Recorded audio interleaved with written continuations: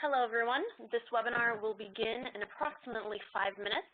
Again, this webinar will begin in 5 minutes. Thank you.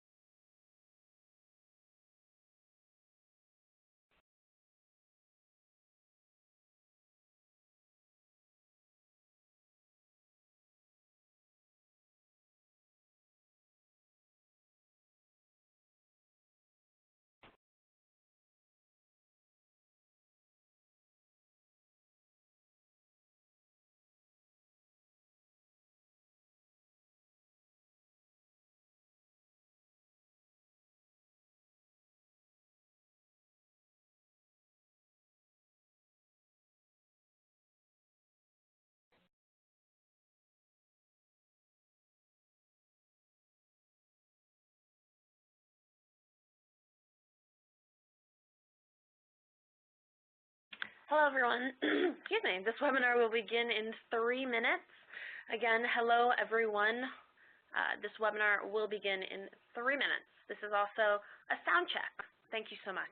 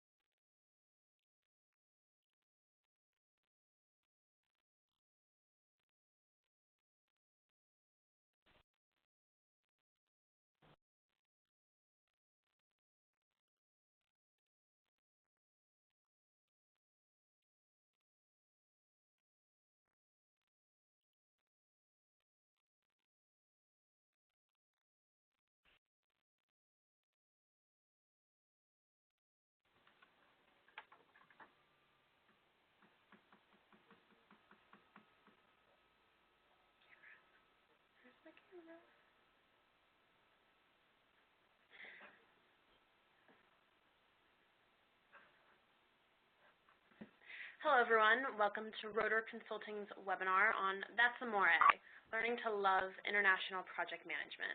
My name is Christina. I am the Assistant to the President here at Rotor Consulting and your host for today's webinar. In a few moments, I will introduce you to Trey Rotor, President and Founder of Rotor Consulting, and Dr. Stephen Hayward, who is today's webinar presenter. But before I begin, I have a couple of housekeeping items I'd like to share with you. As always, we love your feedback. We love questions, comments you may have. Please use the Q&A panel on the right-hand side to ask us any questions, to give us any feedback that you may have. As always, I'm also tweeting about this webinar. Our handle is RotorConsult, and you can use the hashtag InternationalPM.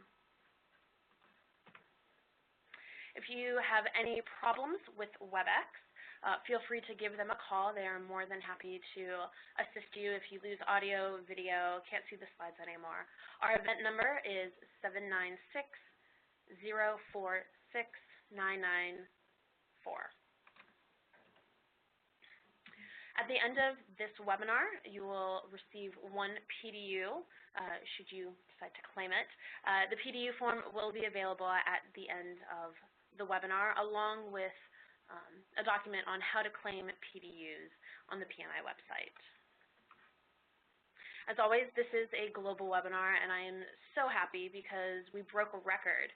Not only do we have people from 6 continents, we have 41 countries that are represented on this webinar today. So thank you all very much for joining us. And I was telling Trey this morning that about 75 people signed up from last night to today, bringing our total to 760 people. So thank you very much, everyone, for joining us today.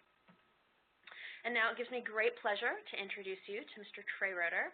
Mr. Rotor is a recognized global expert on project management and organizational change. He has been quoted in the New York Times, Wall Street Journal, MSN Money, Microsoft Press, the Project Management Institute, Crane's Cleveland Business, and the Cleveland Plain Dealer, just to name a few. In his best-selling book, A Sixth Sense for Project Management, Mr. Rotor details how to achieve project success by deploying a balanced approach with a particular emphasis on people. He is a very dynamic and inspiring speaker. He speaks at global events, including PMI's Global Congress, where he once received the coveted encore presentation. He is also the host of a very popular global monthly webinar where he consistently gets 700 people or more to attend the events. Mr. Rotor founded Rotor Consulting in 2001 after serving as a consultant with Booz Allen Hamilton. He has successfully implemented strategies for Fortune 500 companies, mid-size, and small firms. He is a member of the National Speakers Association, the Project Management Institute, and American Society of Training and Development. Mr. Rotor is a professionally certified project management professional. He holds a BA in economics from the University of Illinois and an MBA from the Kellogg School of Management at Northwestern University. So without further ado, please help me welcome Mr. Trey Rotor. Thank you, Christina.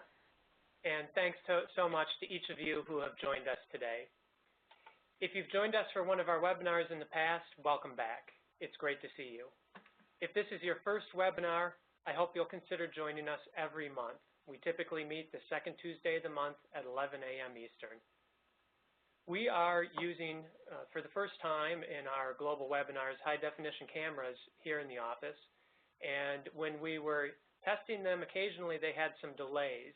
So if you see some occasional delays in the cameras, that's what's going on. It'll just look like one of those old-fashioned Godzilla movies where the sound and the video aren't quite in sync. Dr. Hayward, however, is coming at us not from a high-definition camera, so that should clear up the issue when we switch over to him. And at the moment, we appear to be streaming just fine. I'd like to thank again our sponsor for this month's webinar. Our sponsor today is Twin Suns.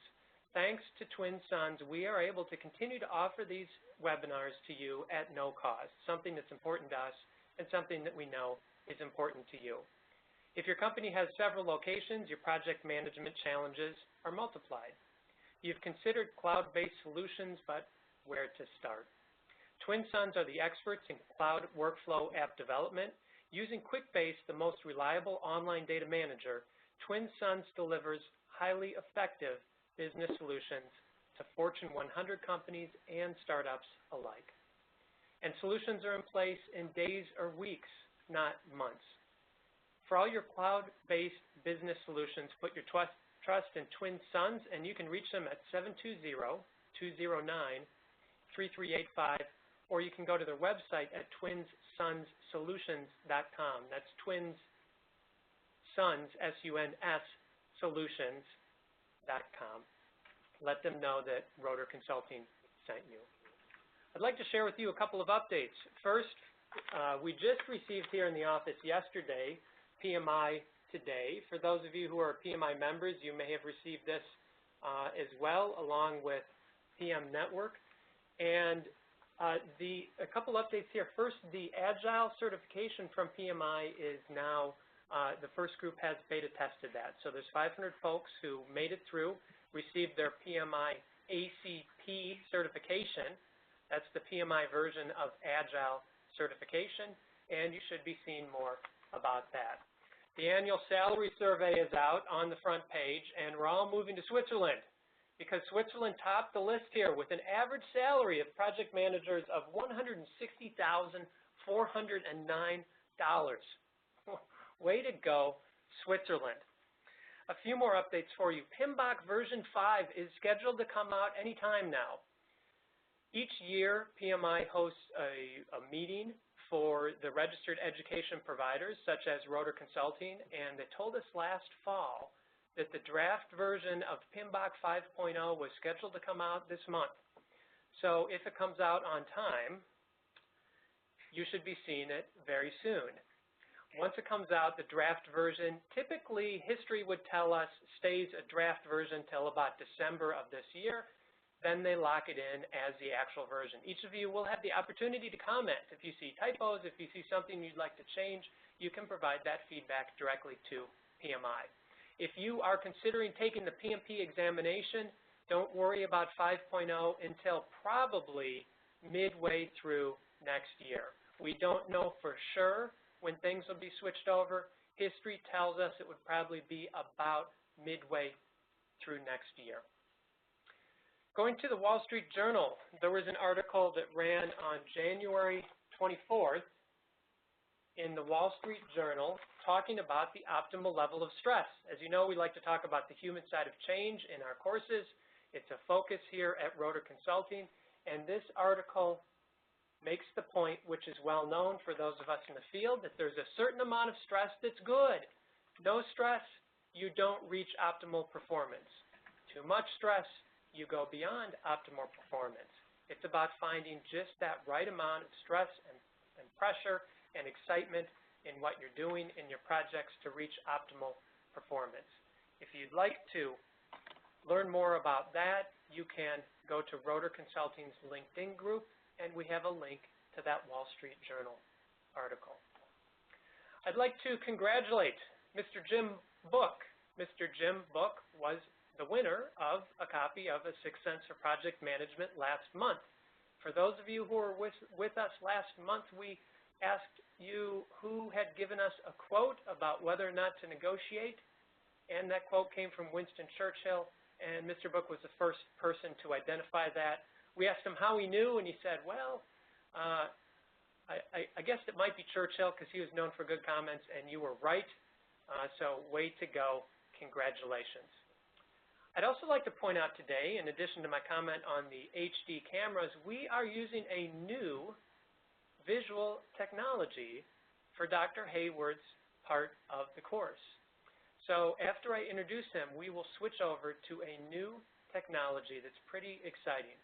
At the end, if we have time, we're going to ask you what you think about the technology. This has only been out for a couple months. Well, I won't even try to explain it. I'll let you experience it. Dr. Hayward will be teaching a 8 PDU course on international project management that uses the same technology. It's really, in my opinion, and those of us here in the office who've had the opportunity to see it, it's a completely different experience than PowerPoint. So you're in for a real treat, not only in today's webinar, but in future teachings, both in person and online, of the course for International Project Management. Dr. Hayward is one of Rotor Consulting's trainers in the communications track. He's taught communications, presentation skills, virtual teams, and now the International Project Management course that we were very fortunate to have his help in developing. He's the assistant professor in the Department of English at Colorado College. And for those of you not familiar, that is in the absolutely gorgeous setting of Colorado Springs, about an hour south of Denver, Colorado. He's an acclaimed novelist, an internationally award-winning novelist. His 3 books are The Secret Mitzvah of Lucio Burke, Buddha Stevens and Other Stories, that's a collection of short stories, and his most recent book, which just went out on paperback, is Don't Be Afraid. These are excellent books. If you are looking for a good read, we highly recommend them. Without any further ado, I'd like to introduce you to a great trainer and a good friend of mine, and someone who I know is going to give you not only an intellectually stimulating experience, but a wonderful interactive presentation. Please join me in welcoming Dr. Stephen Hayward. Hello, everyone. Greetings from Colorado Springs. It's amazing to me that we have so many people with us today, and I'm just going to ask for your patience while we get up the presentation here. As Trey mentioned, we're going to be using a slightly new presentational software. Some of you will be familiar with this, and some of you won't. It's called Prezi, and we are interested at the end of the seminar today to learn a little bit about how you felt about it. Today we're going to be talking about That's Amore, learning to love international project management. And one of the things that's, I think, a reality about being a project manager today is the fact that you are working in very much with global teams, and teams that are virtually connected, and teams that are from all over the globe. And one of the exciting things about this morning, particularly, at least it's the morning here in Colorado Springs, is the way in which we really have a manifestation of the kind of ways in which we are very linked today globally. One of the things that I should say before I say anything else is that this is a kind of this webinar today is based on the International Project Management class that we're developing and that we're beginning to teach in March. We go into a lot of the issues that we raise here in much greater depth, much more hands-on in this class. And if this is the sort of research that impacts you, if this is the sort of topics that interest you, if you think that this can aid in your effectiveness as a manager, then I encourage you to attend this class either online or in person, and you'll see that we go into a lot more detail. Without any further ado, let's take a look at what we're talking about. Now, here's a graph showing world population growth through history. And just to get some idea of where we're coming from, notice how what we've seen really over the last 1,000 years is a huge spike in population, that the world today is a very different place than the world was even 1,000 years ago. What would the world look like? What does that mean? If the global population were just 1,000 people, it would include 584 Asians, 124 Africans, 150 Eastern and Western Europeans, 84 Latin Americans, 52 North Americans, 6 Australians, and New Zealanders. If it was just 1,000 people, this is what the world would look like. It's an interesting, we have always, when we think about global communication, when we think about international project management, what are we talking about when we talk about the world? And this is, I don't know if this is surprising to you. It is surprising to some people. Linguistically, what we're talking about is a spread that looks like this. Again, it's somewhat reflective of the population graph that we just looked at, but I think we see a lot more people speaking English than demographically we would be led to imagine. One of the things that we've seen linguistically over the last even 100 years is an incredible winnowing of languages. There are far fewer languages being spoken today than ever. And that's one of the things that we want to think. The world is, at the same time as the population is exploding, in many ways is getting smaller. In many ways is getting smaller in terms of the way in which we're connected through virtual technologies, but also in terms of the ways in which there are languages that are disappearing. Still, project management in an international context is a challenge because it involves crossing of cultures, because it involves crossing of linguistic boundaries. And really what we're going to be talking today about is the ways in which we can increase our effectiveness as project managers through intercultural communication. What does it mean to communicate interculturally? How can you get better at it? Now, when you think about the world, as I was saying, the world is at once small, it's a small place where we're all connected, and a very large place. Before we say anything about intercultural communication, I want you to just think for a moment about some basics of communication. Here are some 5 things to think about. First of all, keep in mind that communication is universal. All cultures everywhere communicate.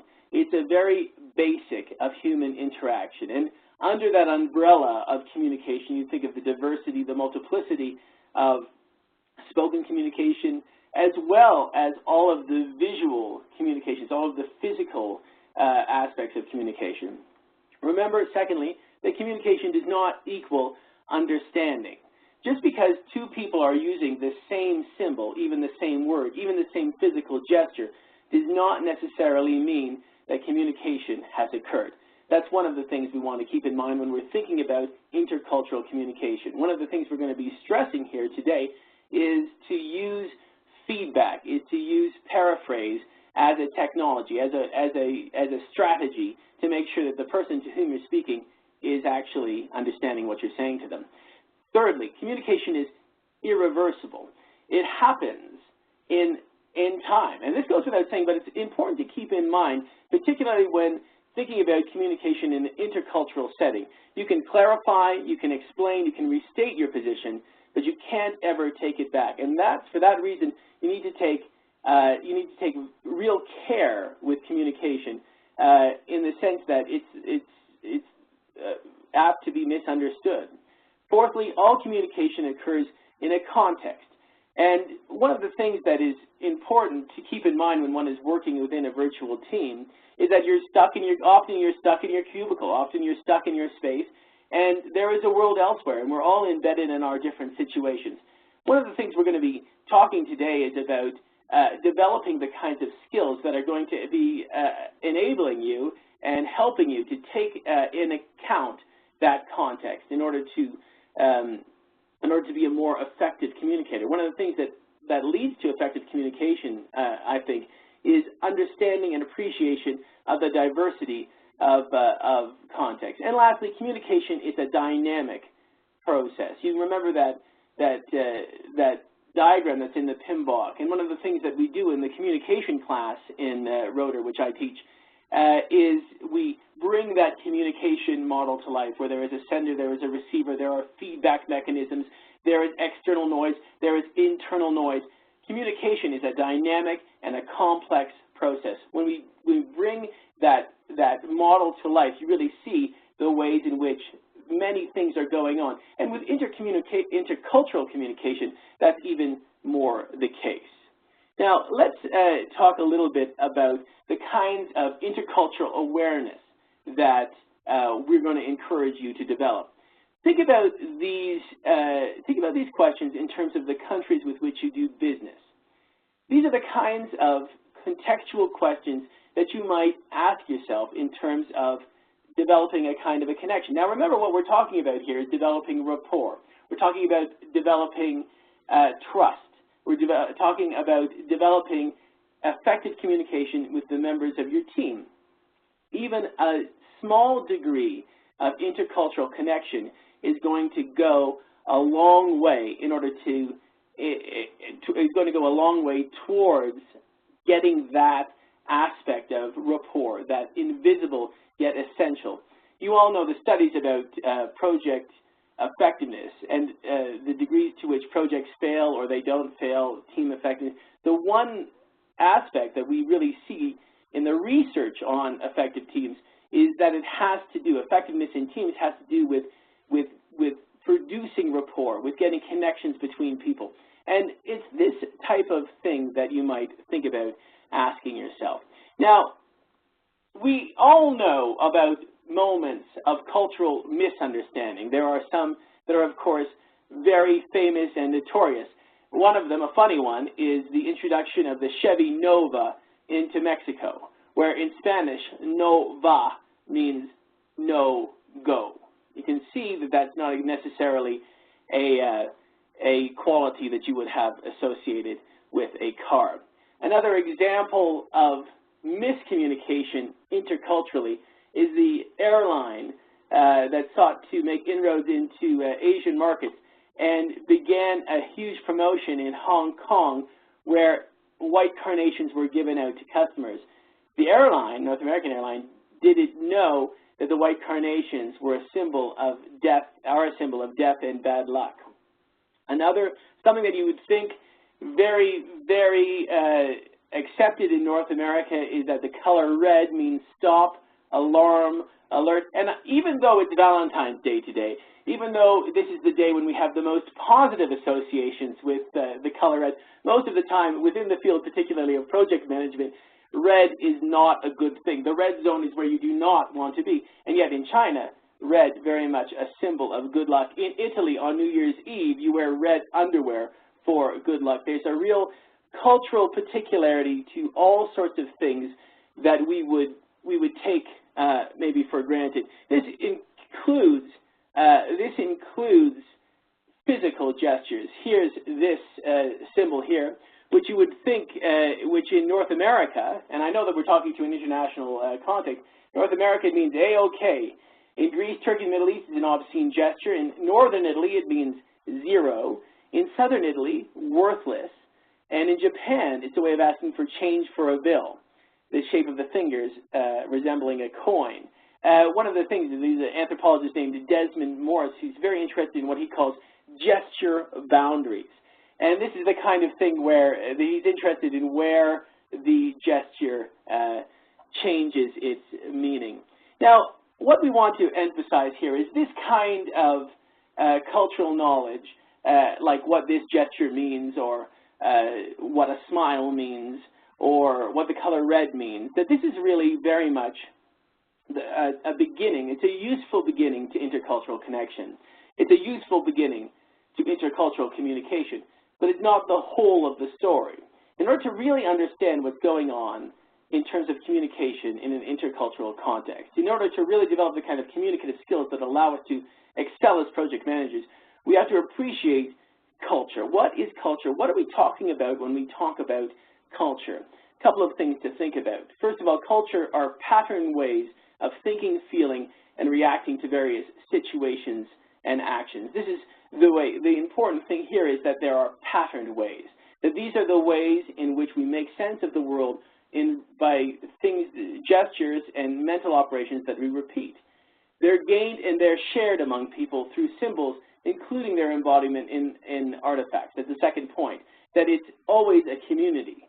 That even though we're talking here, when you're aware of the danger of making generalizations about a culture, the defining aspect of culture is that it is shared in a community. It's one of the ways in which a community understands itself as a community. It's one of the ways in which culture is the ways in which communities become communities. And thirdly, and this is a suggestive phrase from Hofstede, who we're going to look in a second, is it's a kind of a software of the mind. Imperfectly shared rules for behavior and meanings, and the meanings that are attached to such behavior. And just to think about that in terms of software, you have software, you send it out into the world, and it's used by people, but it's used in a differential way. It's used in an imperfect way.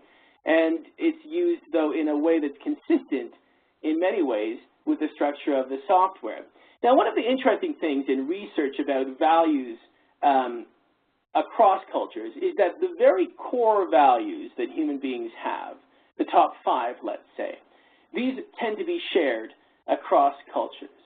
What differs, though, is the ways in which they're ranked, and we're going to talk about that in a second, as well as the ways in which they're manifested in behavior, the ways in which, say, achievement is measured, even though achievement might be a core value.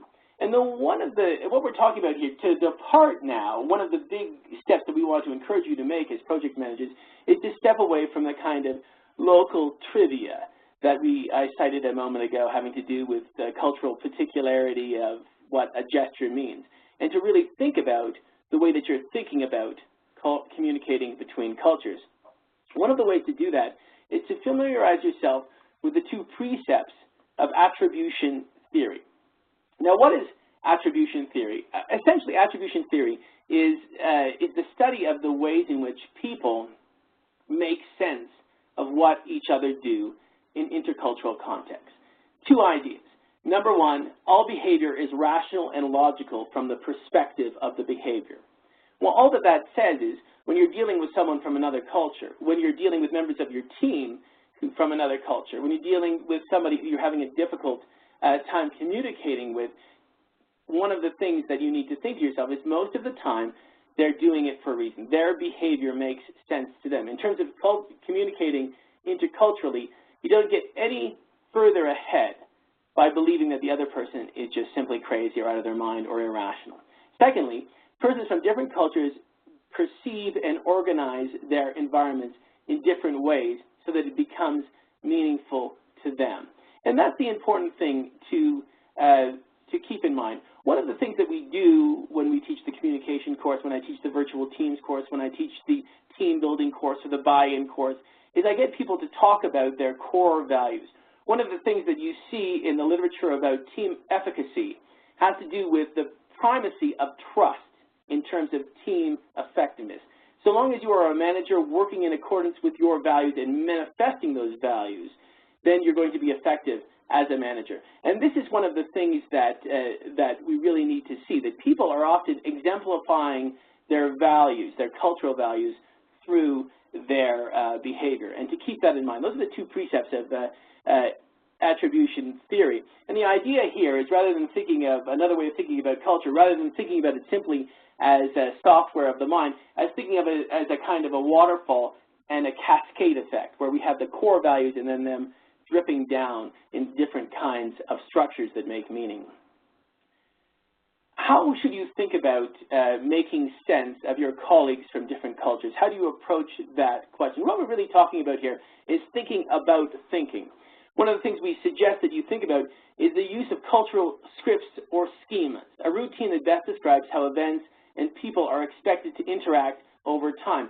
One way of thinking about the kind of sense-making operation that we need to apply is to think about the last time that you went shopping in a country that wasn't your own, or a circumstance that you were not familiar with.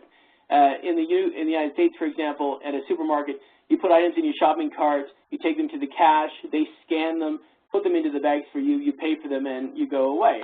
In England, you bring your own sacks, put your own items in the sacks yourself, pay for them, and go away. China Friendship Store, you tell a clerk what you want, and he or she collects them for you. In a outdoor market in Italy, you're pointing at the produce and not touching it. And when you think about the first time that you've entered into those different sorts of commercial contexts, when you go into the grocery store, you think to yourself, how am I to do this? And one of the things that we're going to be looking at, suggesting, is the practice of anchoring and adjustment. You do something, you get it right, you get it wrong, and then you change your behavior. And that's one of the things that we're going to be talking about, thinking about, is that the kind of procedure in terms of communicating effectively in an intercultural context. Being willing to try something and then to adjust accordingly, a kind of an adaptive, a thoughtful adaptiveness. When you think about a couple of, this is the kind of thing, this is precisely the kind of thing we go into a lot more detail in the International Project Management class. We don't do too much of this type of thing, but just it can be useful to think for a second about the different ways in which academics have understood the difference between cultures. One influential thinker, Edward T. Hall, his insight was into the difference between high and low context cultures. High context cultures are ones in which people are in very close interpersonal contact. These are very tightly woven cultures. Everyone is linked to everyone else indirectly or directly through relatives, friends, relations, or acquaintances. They tend to stay in touch with ties in dense networks. These are the sorts of cultures where team cohesiveness is paramount. You think about, say, for example, Japan as being an example of a culture which is a high context culture. To a certain extent, France, an example of a high context culture. And when you think about communication within high context cultures, it's one in which communication information is contextualized either in the physical context or internalized by the person with little communicated in explicit words or messages. Very different from the kind of thing that you see in a low context culture where people have fragmented interpersonal contexts, where the interpersonal contexts are fragmented because they move or they change jobs every few years and not necessarily linked to themselves historically. And in those kinds of cultures, and here we're thinking of a kind of a culture like the United States, where you have information contained in explicit codes, such as words rendered explicit and not assumed to be self-evident. For example, within American teams, you would spend a lot of time, perhaps, in meetings rendering things explicit that would be assumed, that saying things that outside of the context. So drilling into deliverables is one of the things that we do in an American context. Another thinker that's important, and we're not going to talk too much about it today, but this is the kind of thing, as I say, just ways of organizing our thought. Geert Hofstede, who was the fellow who thought of the phrase software of the mind, he talked about, his idea was thinking about 5 cultural differences that separated cultures, and one of the Hofstede's categories that I think is most important in terms of project management is the idea of power distance index. And we're not going to, this is the kind of insight that we, to keep in mind, I think it's an interesting quote. Whatever a naive literature on leadership may try to make us believe, a leader cannot choose his style at will. What is feasible depends on the cultural conditioning of his or her subordinates. And one of the things is that to be an effective manager, one really needs to understand the cultural context in which one is inserting oneself in a management context. Communication, then, interculturally, is really very much like a kind of an iceberg. And as with any iceberg, some of it is visible. The part that is visible is the technical level of culture. This can be learned. This can be mastered. This is the area in which few misunderstandings are likely to occur. Managers, for example, are talking at the technical level of culture when they're referring to the tolerance levels of particular metals. What is more crucial to unearth, and this is where you need to bring real perceptiveness, is the informal level of the culture. This is the part of the iceberg where actions and responses are almost automatic, the kind of things that go without saying in a culture. This is also the spot, this is the realm of culture where misunderstandings are most likely to occur. What we want you to think about developing and being a perceptive person and bringing the kind of sensitivity, the kind of awareness, the kind of anchoring and adjustment that you would bring to shopping in a foreign country is a kind of extra cultural perception. This is, of course, Rotor Consulting's sixth sense for project management. And sixth sense in normal parlance is ESP, or extrasensory perception. That is, being psychic, or all the things that are not articulated in the world, but that we know affect us and change the way that we behave. One of the things that we're asking you to think about here is how would you develop your extra-cultural perception? How will you develop that kind of intuitive insight into the peoples and the cultures with whom you are dealing with? Think about what leads to that kind of perceptiveness. First of all, you need to be open, alert, and sensitive to new cultures and distinct cultural practices. You have to ask yourself, what would someone like me, a manager, what would a manager's role be within this particular cultural context?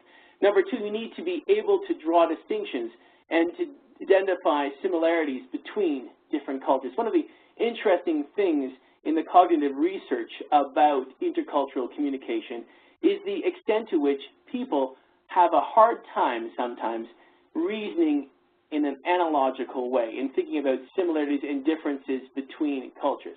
Number three, you have to be able to develop different strategies for acquiring knowledge relevant to adapting to different cultures. And this is exactly the kind of operation that we were talking about in terms of going into a grocery store, anchoring and adjustment. What do I need to do, and how did it go? Did it go well? Did it go poorly? And you can see within an intercultural context, managerial context, feedback is absolutely essential. Notice also, and I'm going to talk a little bit about this in a moment, notice also that part of the anchoring process, part of being an effective, communicating effectively in an intercultural context is being willing to try it. And that leads to our fourth point, able to engage in active and dynamic thinking and interacting with people from different cultures, able to plan, check, and learn from each encounter. A lot of times, and this goes, if those of you who've had to learn another language know that one of the big hurdles to learning another language, that one of the things that really increases your ability to be proficient in the language is the willingness to try it. And interesting research has been done on all kinds of spheres of human behavior having to do with confidence. Kids who are more confident about solving a math problem are more likely to solve that problem than even someone with a superior cognitive ability. Confidence is key, and I'm going to talk about that a little bit more in a second. So this is what we're talking about when we talk about extra-cultural perception.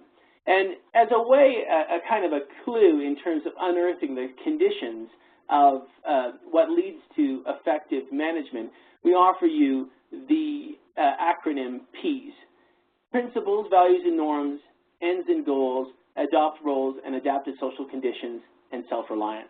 In other words, what I suggest that you think about in terms of intercultural management, in terms of intercultural communication, that it's rather akin to ordering peas in a restaurant. Maybe you don't order peas in a restaurant, but imagine if you did.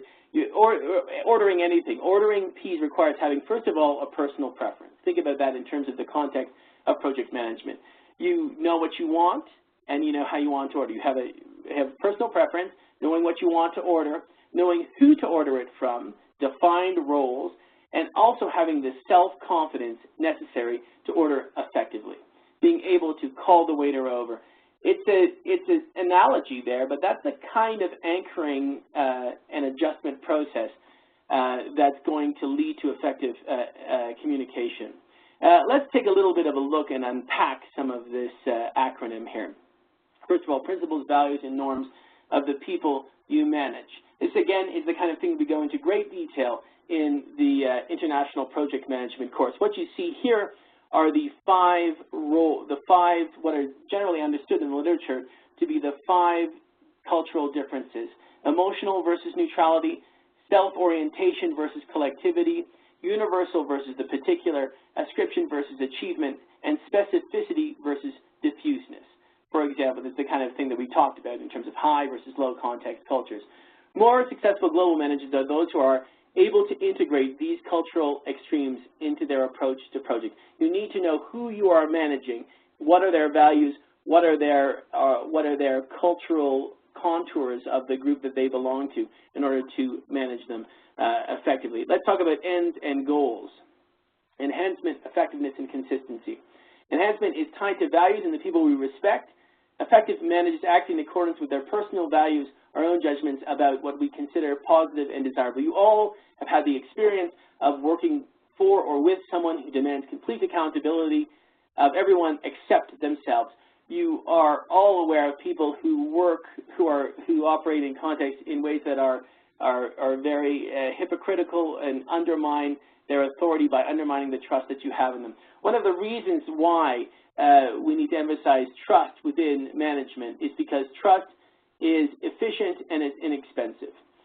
Think about how it works in society. Think about the ways in which when people obey the laws, everything goes very smoothly. There's all kinds of institutions that step in when that fails to happen, and management is like that in the sense that you tie your managerial practice to your values will increase your efficacy. Remember that it's not just a matter of knowing what to do and being motivated to do it, but the ability to generate and coordinate cognitive, social, and emotional behavioral skills to get a job done. And this, again, is the idea, and some of you I know are going to be very familiar with this, the idea of modeling. If you want to be an effective communicator, if you want to have a good feedback relationship with your team, you need to model that. You need to model the productive feedback mechanism. And lastly, the consistency is the ability to perform anchoring and adjustments, and we've talked about this. Making decisions in line with the information that you receive from your team members. Doing something and then being able to evaluate and assess your own moves. Moving on, adopting and adapt. Understanding cultural roles. How similar is this culture to my own, and what can I gain from it? And learn to adapt, to perceive the situation and how to act. And this is the kind of thing that we're talking about. When something happens, when there's an effective communication, ask yourself, what did I do right?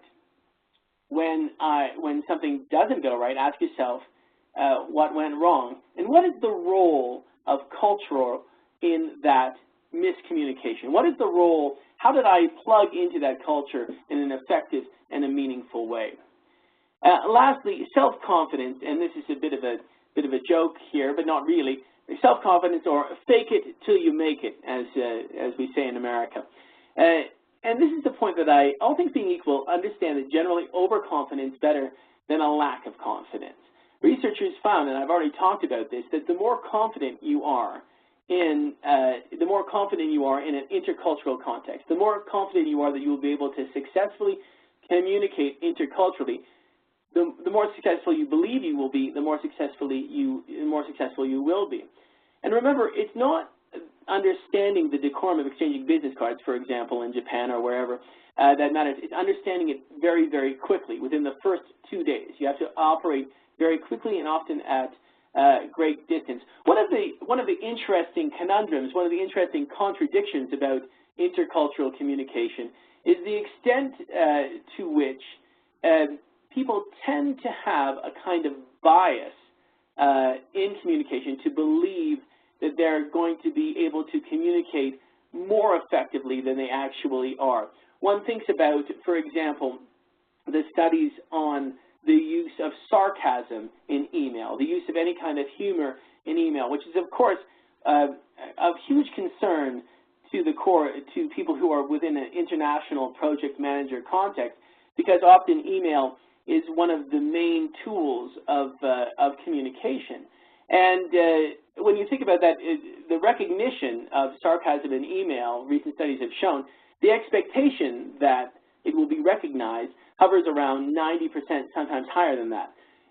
The frequency with which sarcasm or humor is actually identified by correspondents tends to be around 60%. That's an interesting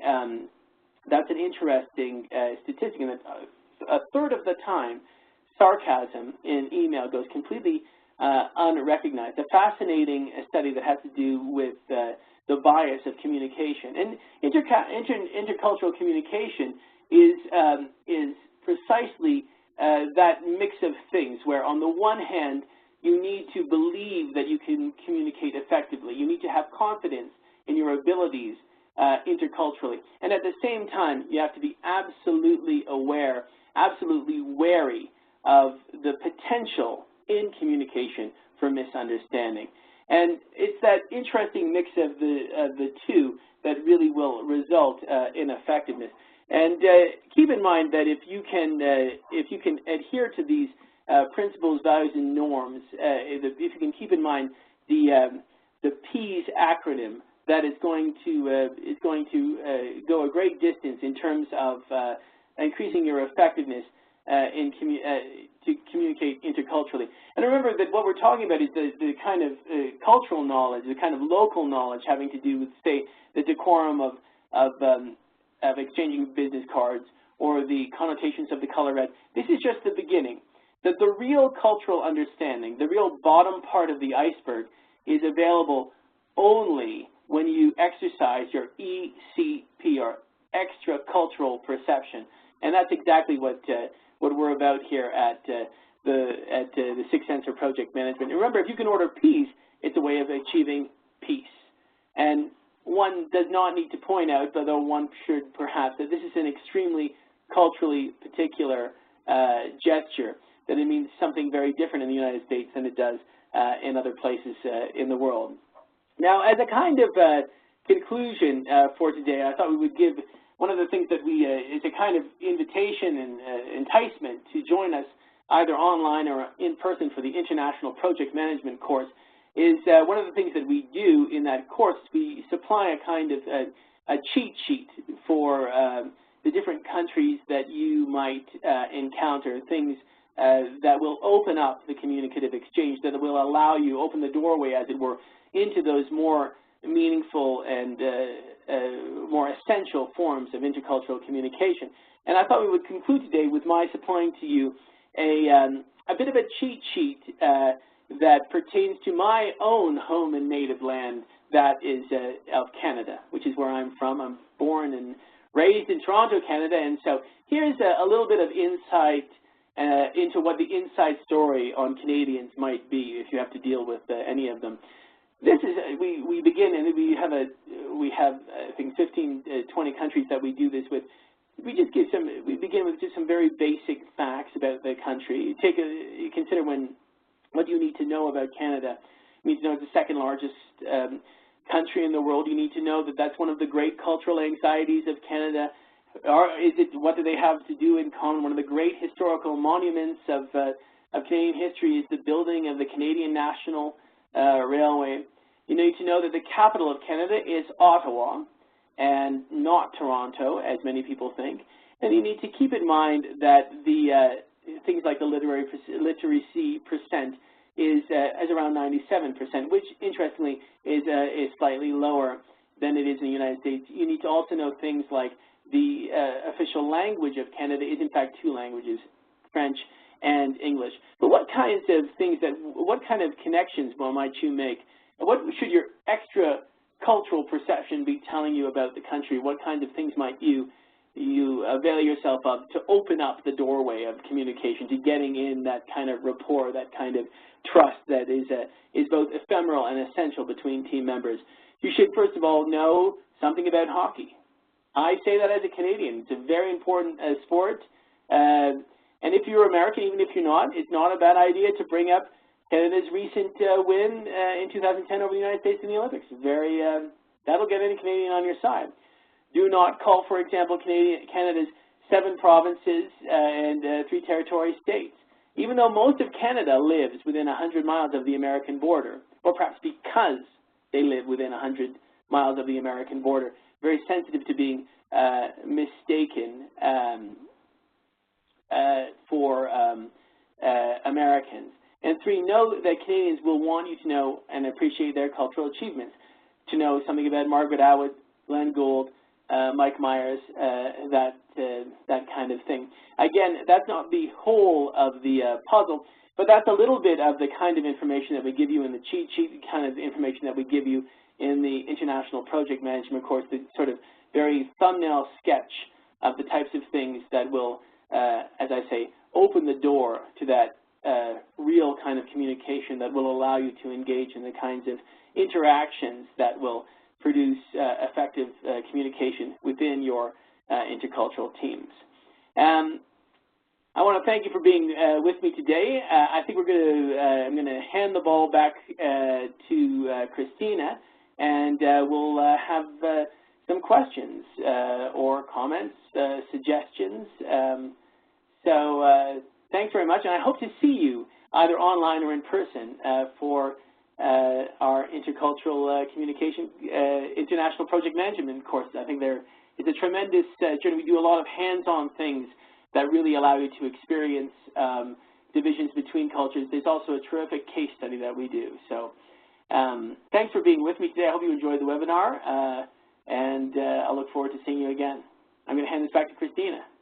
All right, Steve, thank you so much. As we give a moment for people to put their questions in or comments, or thoughts on Steve's first recommendation under Canada, pointing out that they beat the American hockey team, we will go to the chat line here and see what sort of questions are coming in. If this is your first time on one of our webinars, in the bottom right-hand corner of your screen, you see a Q&A panel. Christina, do you want the questions coming in on Q&A or chat here today? It really doesn't matter. I've been monitoring both. All right. Haven't been a whole lot of questions. Daniela, who is a Canadian as well, says excellent presentation to Dr. Hayward. She was uberly excited that you made references to Canada, so that's pretty awesome. Rich asks, perception seems to be very important. How do you suggest a person increases perceptive ability? How do you increase one's perceptiveness? Absolutely the case. It's absolutely, it's the kind of thing that there's no one or two things that you can do about it. What it has to do is one increases one of the things that I have someone coming in on the chat line. Canada has 10 provinces, not 7. Yeah, absolutely. I'm sorry, but I don't know what happened there. Okay. Idiot. Yes, it's very embarrassing. Thank you, Peter, for pointing that out. One of the things that we talk about in the class is it involves a kind of thinking about thinking. It involves thinking about cultural exchanges, intercultural exchanges, and how they and how to accept them. There's no one thing because it's connected to particular contexts. But one of the things that we suggest is really it's just being sort of an openness. What are your suggestions about that, Trey? Well, it's a common question that we get because we talk a lot about awareness and being aware of what's happening around us. In the online on-demand course that we offer on this, the 3 areas that we focus on are awareness of yourself, awareness of other people, and awareness of the environment, which impacts not only you and the other people, but also the culture and the circumstances of your project. So this is something that starts with knowing which questions to ask, knowing what sorts of things to look for, and then a lot of practice, which makes it very consistent with the message that we just heard from Dr. Hayward, which is that this constant experimentation and asking yourself, I observed something and I thought it meant X, but it turns out it meant Y. So what can I do to be a little bit smarter next time? Excellent question. Let's go to the next question, Christina. Let's see. Shanti asked, in some cultures, face-to-face time is critical for building the relationship. In tight times when travel isn't really an option, do you have suggestions for working around this? Yeah, absolutely. As Shanti points out, and one of the things that one sees in the literature surrounding intercultural virtual teams that aren't co-located, is that there does seem to be a real payback in terms of team efficacy if you can possibly get the team together for any amount of time in one place. But as she points out, a lot of times that's not possible. And so the big question, and this is one that one sees all the time, the big question is, how do you get that kind of rapport? How do you get that kind of connection between people that would occur in a co-located environment naturally or intuitively? How do you allow that to happen within the context of a virtual environment, much less a virtual environment where people are greatly separated in terms of time zones and culture? One of the we suggest in our virtual teams course a number of strategies. They range from setting aside time either before or after meetings for informal conversation, informal connections, to making sure that you celebrate either project or team milestones, as well as particular kinds of cultural events. Valentine's Day being one of them. We also suggest, although we of course would never suggest the use of social and new media within the context of project management for a lot of reasons. One of the things to keep in mind in terms of the growth of social media, things like Facebook, things like Twitter, is the ways in which people increasingly are making really meaningful connections between each other through virtual mediums very intuitively, very naturally. And I think as project managers, the takeaway from that is that these are modes of approach that you can utilize in order to generate that rapport within a virtual setting. People are doing it all the time, and to make use of it and to encourage that type of interaction, whether it be something like using a sort of making sure that you have like a Facebook type picture that people can connect to, making sure that they know what each other look like, to even a kind of early team building moment where you get to where you have members of the team, for example, advance or suggest a website that they connect to or that represents them in some kind of way. I think there's lots of things that you can use, lots of strategies that are to some extent going to be dependent on your team members. The quality of the project manager who has the sixth sense, who has the sixth sense turned on, is being able to figure out in an intuitive way what is going to be most effective, I think. What do you think, Trey? What we found, what the research shows, is that about half of the nonverbal behavior is still can still be read in a virtual environment. So the tone of voice, the word choice, the speed at which people speak, and more specifically variations in the speed at which they speak, are all cues that you can use in a virtual environment to get a better read on people. We have a lot of questions coming in now. As always, we are going to take this to our LinkedIn group. So if your question did not get answered here, we'll go to LinkedIn following the session. We'll post these comments on the discussion panel and give Dr. Hayward and all of you a chance to react to them. Let's take one more question here. We'll have about a minute to answer it. We'll quickly do this survey and close things out and tell you how to get your PDUs. Oh, I had one and I lost it. Where is it? Well, first of all, let me just say that a lot of people have been saying that this has been just a wonderful presentation. Dr. Hayward, you did such a great job presenting the information. I lost the question. Okay, no, I think I have it.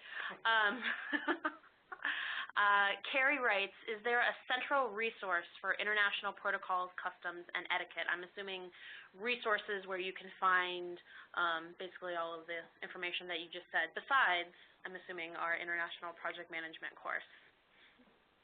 There are a number of sources that you might take a look at. The most well-known of them is a book that came out and has been revised, came out about 10 years ago, I suppose. It's been revised recently. It's called Kiss, Bow, and Shake Hands.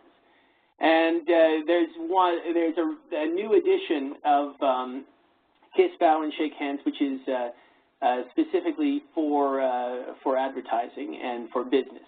And I think that if you're looking for one place to go, I think that's a good one. I think that most of the information is pretty coherent there and is right on. They do a very good job of narrowing down, really the things that you need to know. It should be said, a couple of things to say is that it's dated somewhat in the sense that a lot of the advice that they give are really geared towards being in co-located team circumstances. So it's not a virtual environment that they're speaking to really at all. Although some of it can be adapted, I think.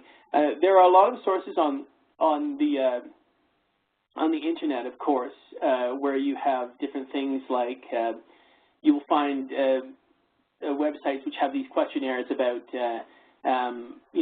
what is the right way of calling a waiter, for example. And there's lots of places where you might find that kind of information. There's all specific guides.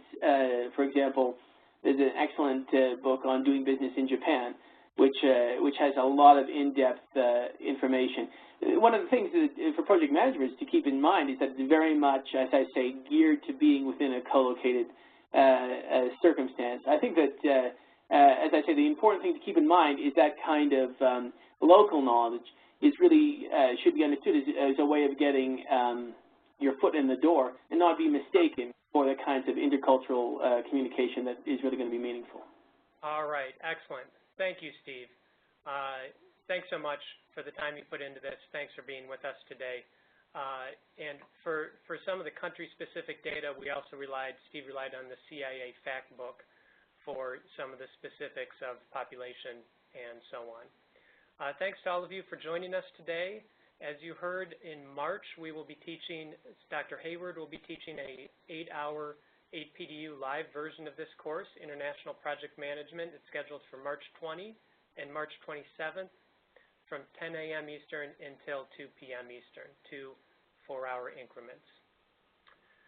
We're going to skip the survey to get you back to your work.